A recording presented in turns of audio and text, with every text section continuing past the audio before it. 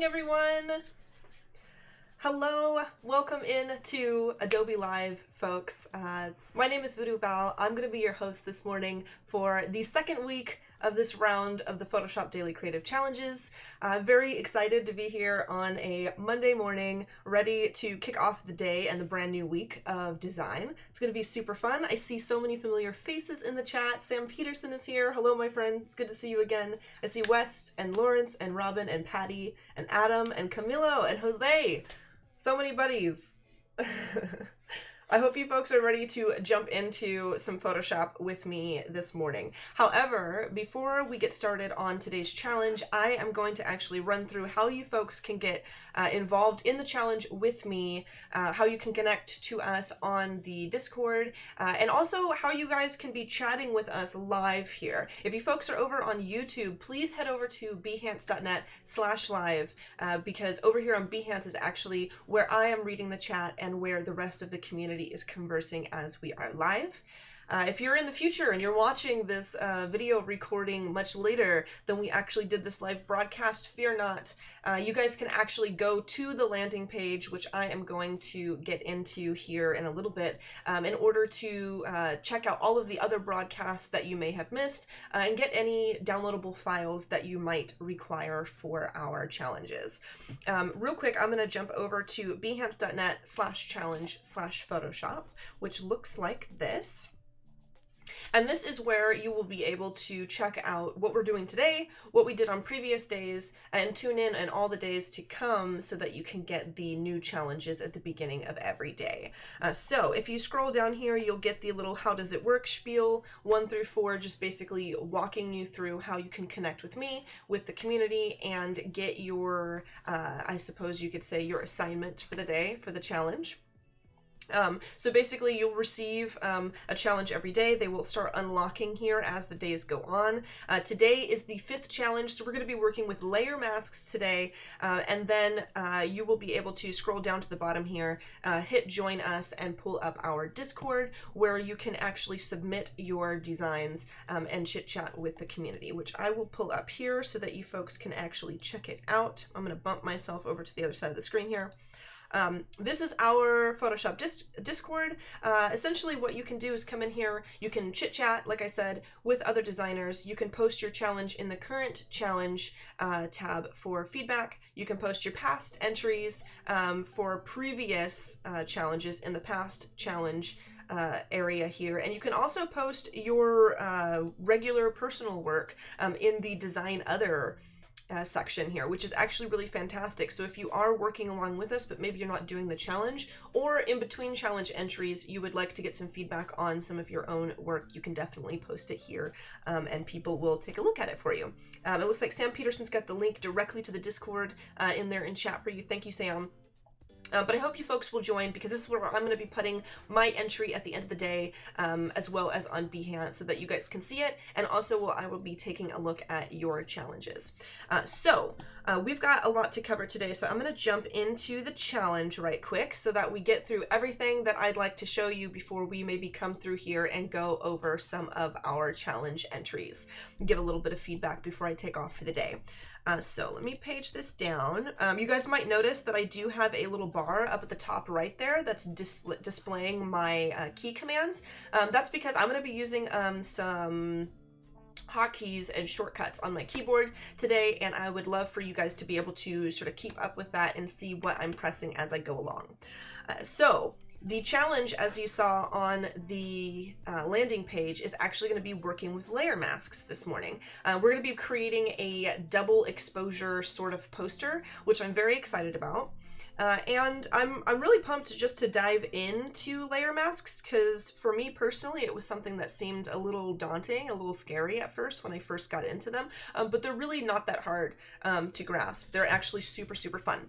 And so this is how we're going to do this. Essentially, what a layer mask is a really fantastic way of determining the opacity or opacity, however you say it, of specific regions of a layer with a mask, which is sounds a little complicated, but I'm going to jump into it right now and show you guys how to do this. So this is my little image that I've got, my photograph that I'm going to use for today. And I'm real quick, before we jump into the masks, I'm gonna use my quick selection tool to separate her from my my background. So the quick selection tool is up here on your toolbar, or you can click W on your keyboard. And I'm just going to hold this down, and I'm going to come through and I'm going to just drag this across this subject here and make sure I select her. And that looks pretty good. Let me also select this little part right here. Boom. And then sometimes when I use the quick selection tool, it can be a little jagged, a little strange around the edges. So one thing that I like to do is I like to come up here to select. I like to go to modify, and then I like to feather it a couple of pixels because it just makes the selection that much easier and that much better. So I'm going to say okay. And then with that selected, I'm going to go ahead and go Control J to duplicate what I had the selection of. So if I hide that original image, you can see I actually just have this one girl selected from here. And I can even hide my background so that you can see that it's totally selected from that background. Now, the next thing we are going to do is we are going to start creating a mask with our image today. And I actually chose a really cool sort of mountain forest image to use for our double exposure from Unsplash, which I'd like to share with you guys today. I sort of changed my mind as to which image I was going to use. And since these are free to use, I would really love to share it with you, and also to give this wonderful photographer kind of a shout out here. His name is Jonathan Bean. And I'm going to post this link in the chat, so those of you who are following along with me can check out that image. It looks like this. That is his name up there, and this is the image we're going to use. So I'm going to drag this in maybe after I desaturate this image, which you can do Control-Shift-U to desaturate, or you can just go to Image Adjustments and then scroll down and hit Desaturate here, which will work. I'm going to drag this image in. And then I'm going to hit enter, and I am going to turn the opacity down before I start working with this because I want to see my image through the second photo that we're using, because I want to make sure I get this placement proper. So I'm going to go Control T to transform that again, and I'm going to start orienting this in kind of a cool, stylish way. I'm going to go ahead and flip it horizontal. I'm going to hold Alt and grab this corner here to resize this. And I really kind of like this slope of this mountain here, like on her head. I'm going to zoom out, maybe bring that in just slightly like that. And I'm going to place this like this, I believe, because I kind of like the curve of that mountain on the bottom lip there up into the ear. I think that looks really cool. And I'm going to go ahead and just hit enter. And then I'm going to turn the opacity up again. Now for the layer mask part, I'm going to hold Control and I'm going to click onto my layer here with our girl. Now this is really kind of a cool trick. If you want to select everything that is on a layer, you don't have to use the quick selection tool again. You don't have to come in with the lasso tool or the pen tool and create a selection. You can just hold Control and then click the icon of that layer in order to select everything, which is super, super cool. All right. Yes, I believe Eric Sue does do some pretty cool photos as well. I'm sure we'd all love to see that, Eric. I was very excited to hear that. All right, so now that we have this selection of our girl here, I'm going to make sure that I'm still on our photo. And then I'm going to come down here and I'm going to select this button here, which is like a little white rectangle with a black dot in the center, in order to create a layer mask in the shape of our character, of the subject of our piece here. All right. And now that we have that selected, I'm going to actually start painting into this layer mask in order to sort of bring out our design. Now, I'm going to demonstrate here. If I hit B on the keyboard or just select my brush from the taskbar here, I can paint in either black or white, and I can actually subtract or add to the opacity of what I'm working with at the moment. So for example, if I'm using black right now, you can see that once I start painting in here, it actually lowers the opacity of the masked area of this image that we've got going. But if I switch into white, which what I usually do is I just come down right here into the corner and hit this little bracketing arrow button here to switch from black and white, or to toggle between foreground and background color. And I can paint in here again, and it will up the opacity of that layer all over again. So it's kind of neat. So I can come in here, I'm going to go back to black, and I'm actually going to just tap in here with my brush just to give us a little bit of the detail in the face right there, because I definitely want that to show up for this piece. I think that's super cool. Maybe I'll lower the size of my brush. I'm also lowering and raising the size of my brush, increasing and decreasing the size with the bracket buttons. In fact, on my keyboard. So if I hold the right bracket or tap it a few times, it gets larger. And if I hold the left bracket or tap it, it will get smaller, which is very, very useful. So I'm just going to make sure that that detail in the face is out like so. And then what I'm going to do is I'm actually going to grab this lower desaturated layer of her. I'm going to go Control J because I'd like to make a layer mask with this. And I'm going to bump this up above our layer here we were working with our second photo. And I actually would like to turn this onto maybe a lighten here, because you can see it kind of adds like a nifty like exposure sort of texture here. And then I'm also going to hit the layer mask button here and make a layer mask out of this as well. And the way that I'm using this, you can tell there's a difference between the previous layer mask we used and the one that we're doing right now. The layer mask before was basically adding in that nature scene into the shape of our girl. And this one that we're using here, since it is the shape of our subject, I didn't see any need to do a selection to sort of constrain what we're working on to the borders of her shape, since it is that shape. So you'll see that the layer mask thumbnail does not actually show our selection, which is fine. And if you wanted, maybe for your project it's a little different, if you wanted to have that layer mask constrained to a shape, you can do a selection before you hit that layer mask button.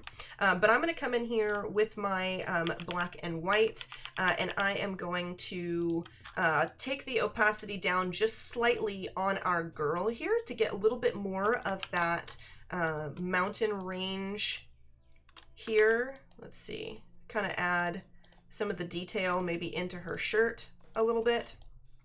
And I really like how like her hair almost looks like cotton candy. It's a little ethereal, a little cool, like that, like so. And then if you want, you can even come through and do maybe another layer mask with our layer of nature here.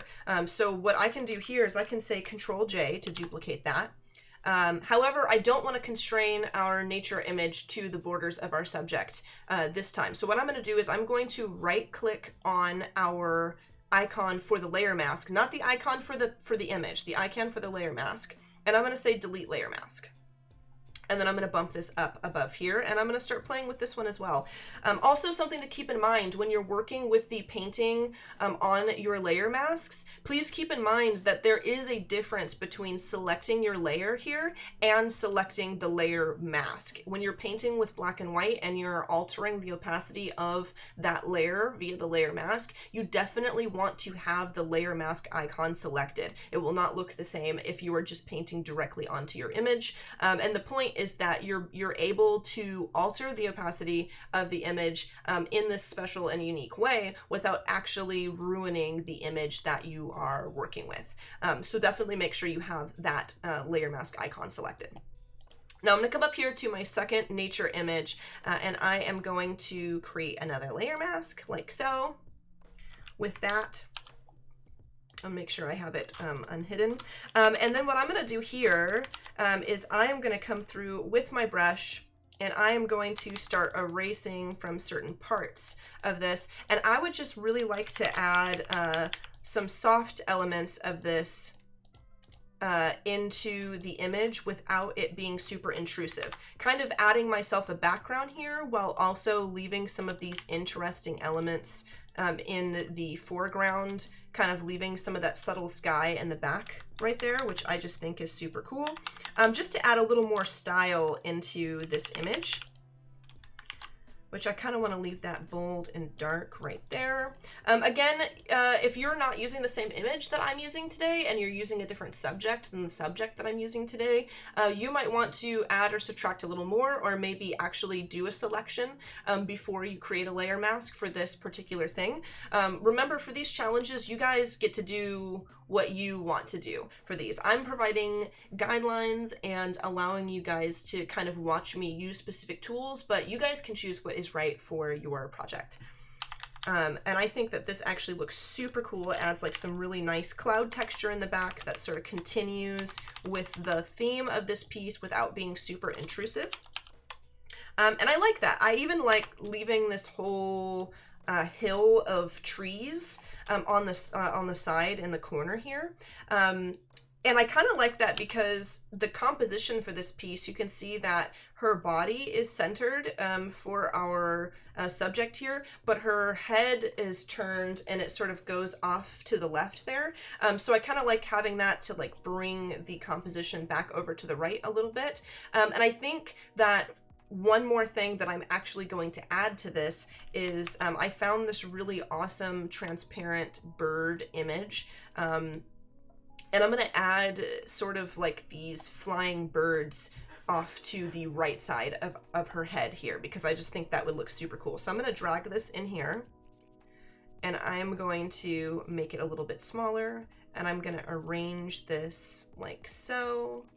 And then I think I'm going to double click this to open up our layer styles. And I am going to maybe bring out some lighter colors in there. Let me actually make sure that I have all of my things pulled up here. My Windows just did that thing where I shook my panel too much and all of my panels just paged down. All right, there we go. So I'm gonna come over here to color overlay. And it's actually already selected on a pretty good blue color. What I would do normally is I would select here to get that color picker, and then I would sample a color from my image just to make sure everything is cohesive. But I do like the blue color that it's got, so I'm gonna say cancel, and I'm just gonna say okay on this. And then now I have got not only my double exposure with layer masks, I've got a little bit of the clouds and everything surrounding her, so everything looks super cool. I've got this nice flying bird texture in here that kind of brings in more of the design over to the right side of my piece. And the last thing I'm going to do, because I wanted to be doing this for a purpose, is, you know, to maybe add some text and turn this into a poster. So I do have some placeholder text here set in already, just in case we didn't have all the time in the world to place all this in. I wanted to be able to show you all this. So I'm going to unhide my little text here, and I just put in some dates and some places, because maybe this is a tour poster for a fictional band called Summer Heights. I think I am going to actually change the color of this March 2019. I've just selected that. I've hit T on the keyboard in order to select my text tool, and then I've double clicked this text here, and then I'm going to come up here to this color, and I'm just going to bump this down to something a little bit darker so that it is visible. And I think that looks pretty good. I'm going to hit F here to go into our mode of Photoshop where nothing is showing, just so that I can give you guys like a full view of this. And I think that looks pretty darn cool. We've got a really nice double exposure going on with that mountain on the side of her face there. Those birds look super cool. I love how it fades down into the texture here. And I think the text actually reads pretty well, even though it is over the top of a lot of this texture. And I'm actually using, I believe, Montserrat for the font here. So if you folks would like to use the same font as me, you guys can just go to fonts.adobe.com and activate the Montserrat family so that you can use that. Thanks, Axel. Thanks, Michaela. I'm glad you guys like it. I like it pretty well. And in fact, I like it so much that I'm going to save it and I'm going to post it to my Behance and also my Discord. So I'm going to go ahead. I'm going to hit F here just to bring it back into the regular view. I'm going to say Control-Shift-S for save as, and I'm going to navigate to my tour poster folder here, and I'm going to call this tour poster final. I'm going to save it as a JPEG. Boom, save. I'm going to hit OK. And then I'm going to pull up my Behance real quick. So over here, the Daily Creative Challenge landing page that we had up before, I'm just going to click my little icon to go to my profile. I'm going to scroll down here to my PSDCC. I'm going to hover over this gear and hit Edit, so that I can edit my project, and then I'm going to scroll down to the bottom here and I am going to add my image.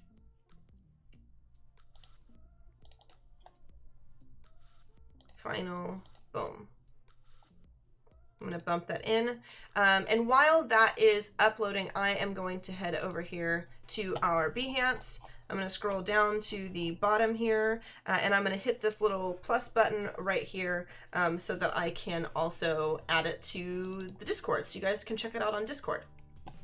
I'm going to say, here is my challenge entry for today. And I'm going to say upload. It is challenge 5, indeed.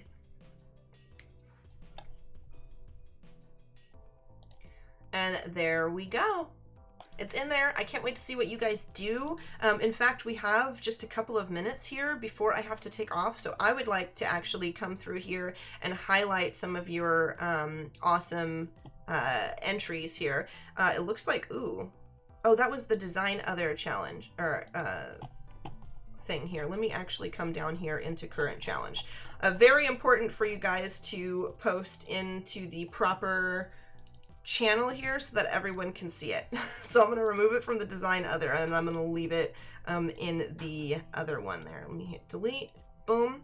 I think there's been several of you folks in chat even now who've been like, why is my stuff not in current challenge when you review challenge entries? It is probably because you may have accidentally posted it in the wrong channel like I just did. But that's all right. So I'm going to scroll through here. It looks like Tomio is doing a super awesome piece here. This is amazing. This looks great. I'm going to come through 80s retro composition. This is from Jessie S.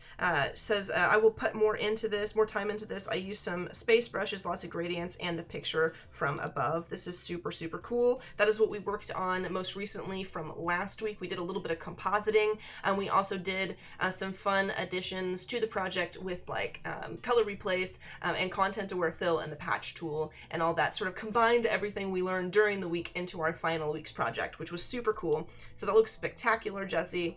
And it looks like Jessie even posted a little collage of all of the images that they used, which is wonderful. I love to see that. I love to see where this began and then also how it turned out. Lawrence says, I've added some elements to the composition. So this is his photo composite from last week. This is amazing. That looks so cool. I almost would like to see maybe a little more blue in the city skyline here, since there's so much blue light around it. But other than that, this is so cool. You've even got the reflection of your fish here in the sky and everything. Well done, guys. I wish I had more time to go through these, but I don't. I will jump in there today and give you guys some feedback. I can't wait to see all of the challenges that come in for today's challenge, and I hope you guys stick around for today because we've got an excellent round of other design segments coming up right after me. Thank you folks for joining me, and I will see you next time. Adios, everybody.